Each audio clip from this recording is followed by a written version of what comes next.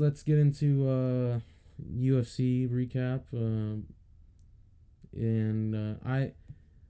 Do we have to talk about this? Yeah, I was about to say we're big Conor supporters here. I mean, I'm a huge MMA and boxing guy, and I don't really have any fighters I root against. I don't really root for people too much. I usually just like want to see the fight, how it plays out, and I root for like good like skill and all that. But Conor, he's my favorite fighter in my favorite sport. So, and I'll tell you, like I was super confident going in it from all the training, all the talk, the way he looks.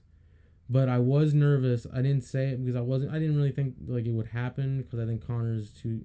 I thought he would maybe even with at the time off he'd be defending leg kicks better than he did. But I was worried because he changed into a more heavy boxing style stance. He wasn't bouncing around like he usually does. He's usually bouncing in and out of range. And you could see that he was just so heavy on his boxing stance and heavy on his feet that he was taking pictures after every time he landed on Dustin, he would just sit there and he wouldn't move, like admiring his work. And then Dustin landed a lot of those check hooks, or he'd kick him in the leg, and those calf kicks, which are new in the last couple of years. They're not. Benson Henderson did it in Bellator, and he's the first one that really used calf kicks. And then Brent Primus did it on Michael Chandler in Bellator, and then Cheeto Vera did it in Sean O'Malley. And I just think Conor didn't even think about it, and his leg was dead, and I called it after the first round. I was calling it when I was watching. This is the first time I've ever seen Conor look nervous. I think the ring rust was getting to him when he was in the octagon, because he looked nervous, because he does that little shake of the wrist, but you could see he actually was shaking out nerves when he was doing it, and he didn't seem as like arrogant. I know he's not being arrogant, but even the Cowboy fight on fight night, he was acting arrogant in the octagon. Yeah, but like there was none of that here. And even though he won the first round, he looked great in the clinch. He got up, he scooted his back to the fence as soon as he got taken down. And he landed the better shots after the first. I said he's a couple of those leg kicks from his leg being absolutely dead. And I didn't feel more confident after the first round despite him winning it. After the first, I was like, yeah, he probably won that round, but my chances of Conor winning this fight went down drastically just because Dustin got comfortable as fuck the end of the first round. Like, Conor was landing that left at will whenever Dustin was opening up the first minute before the takedown, and then right after the takedown. But the last minute, you could see Dustin was starting to land some shots, and those leg kicks were doing some damage. I was really nervous, but this was worst case. To see Conor get not just TKO'd, he got knocked the fuck out. He was out cold. He was out cold. You could see him, like, his head went back. And the worst part of it all is he got fucking memed. He's memed all over. He's the number one meme right now in the world. It's what is it? Netflix, are you still watching this? Yeah. Conor laying down with his head in his hand. Oh, God, bro. It's to see. Like, you ready for round two? Head in hand. At least I think that was our friend Ham that tweeted that. Shout out to Ham. At least he didn't lie unconscious on the ground for like 5 seconds. Like he was awake again after like a half second. Like at least it was that. I couldn't handle him being unconscious, dead on the ground. See, I've always been dreading him getting knocked out, and now that it's finally happened, I'm not saying it's a relief because it fucking sucks. But it's like now, every time he fights from now on, I'm not gonna be worried. Like, what if he gets knocked out? I've never seen that before. Like, he's supposed to be the best stand-up guy in the UFC, which I still think he is. I think it was ring rust, and he just hadn't seen them calf kicks before, because he won the exchanges for the most part. Then that leg, he got hit on that, was it like a G2 nerve or something? I can't remember the name of the nerve in your calf. That causes, like, once you get hit there, your leg's gonna swell up, you lose your mobility, you lose your balance, and that Conor's footwork is his best attribute in fighting. And I think he lost all of that, and you can see that especially in his defense when Poirier finally hit him when he's immobile. Conor usually could like maybe scoot in and out, but like he had a big opening to escape right when Dustin was attacking him, and he tried to. But you could see he rolled his ankle going to there, and then Dustin clipped him, and then as he was on the way down, Dustin had the perfect follow up shots to finish it on the ground. He hit like a little right with all his body weight falling with him on top of Conor, and that put Conor he wasn't like out where his like his eyes were closed, but he went out like pretty like he went out, but not like he wasn't like out cold. I would say, you know. He was for a second when he hit that right on the ground. When he, well, I guess he was out for a split second, but then he came back to, and he was still out of it. You know what I'm saying? It was that was a really bad moment. That was a really horrible night. Even though Dustin won, I honestly feel that if Conor, with this time in the octagon, I think if they fought again, I think I'd pick Conor again though. I had a bad feeling. I was picking Conor, but I had a bad Conor just feeling. didn't look right the entire time. Even when he was winning, he didn't look right, and I didn't feel good after the first round. I remember, and his leg, you could tell in the first round there was these tell signs that like he's good at playing his poker face, but his leg was damaged bad in the first round. And he hurt Dustin a couple times, and Dustin put on a good poker face. Dustin even said in his post-fight press conference that Conor hit him with a straight left that made him flash for a couple seconds, and if Conor would have pressed him, he would have been in serious trouble. And that was in the first round.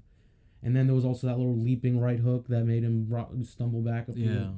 So Conor had his moments early. I just think Conor wasn't comfortable. His footwork wasn't totally there. It's a new style, and he will be back, but it fucking sucks.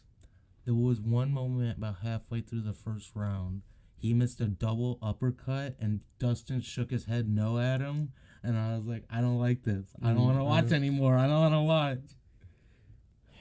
But then we didn't even talk about the biggest fun tonight. It was Dana White versus streamers. It was I know you said he had one guy in his crosshairs. That's the funniest thing is like Dana White last week, like he was like so confident in like one of the press conferences or whatever when he's talking to the media. He's like, "We got him.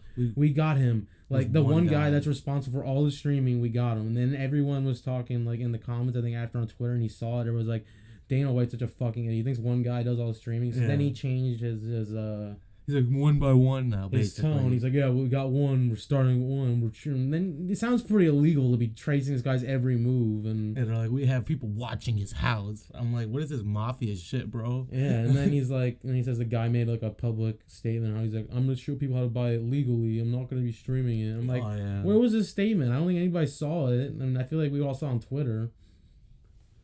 But anyway, the co-main event, Michael Chandler.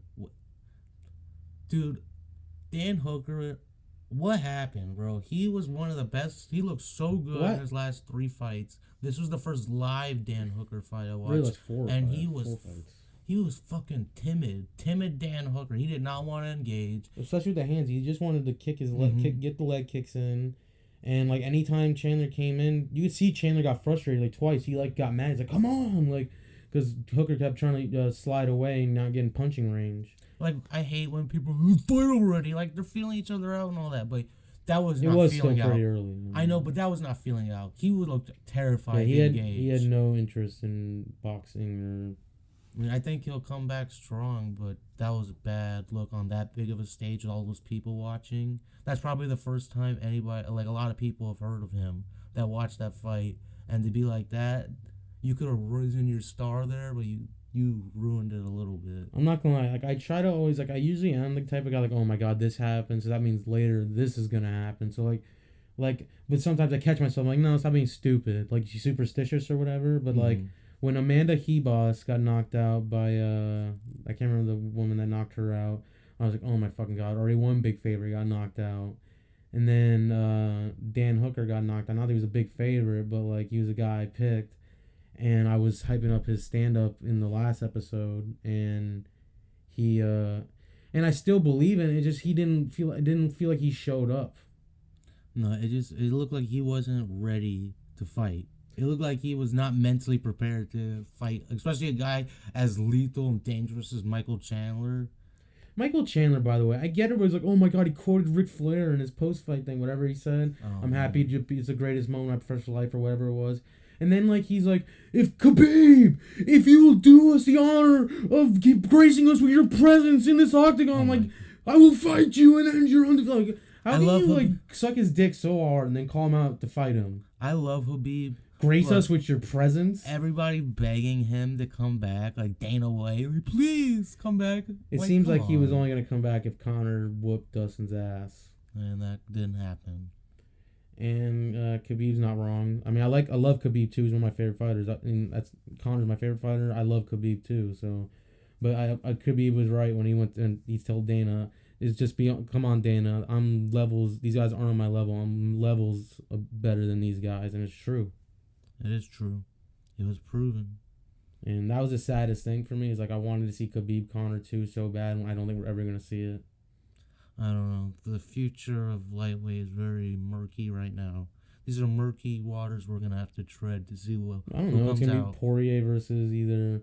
It's either gonna be the way it's sounding from Poirier and Conor. Dana said it wasn't gonna be next. That's what he said, but I mean, how many times has Dana White said something's not gonna happen? He said Khabib was gonna fight Eddie Alvarez on 205, and what happened? Conor fought him. He's a habitual liar.